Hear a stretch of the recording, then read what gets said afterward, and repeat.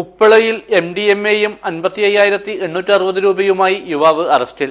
Uppala railway station റോഡിന് സമീപത്തെ മുഹമ്മദ് സമീറിനെയാണ് മഞ്ചേശ്വരം പോലീസ് അറസ്റ്റ് ചെയ്തത്.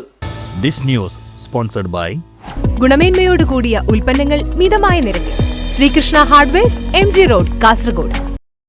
ചൊവ്വാഴ്ച വൈകുന്നേരം 7 മണിയോടെയാണ് കേസിനാസ്പദമായ സംഭവം. മഞ്ചേശ്വരം സബ് ഇൻസ്പെക്ടർ വൈഷ്ണവ് രാമചന്ദ്രന്റെ നേതൃത്വത്തിലുള്ള പോലീസ് സംഘം ഉപ്പള ബപ്പായിത്തൊട്ടി ഭാഗത്ത് പരിശോധന നടത്തുന്നതിനിടെയാണ് ഉപ്പള റെയിൽവേ സ്റ്റേഷൻ റോഡിന് സമീപത്തെ ബിസ്മില്ല മെൻസിലിൽ അബ്ദുൾ ലത്തീഫിന്റെ മകൻ മുഹമ്മദ് സമീർ അറസ്റ്റിലായത്.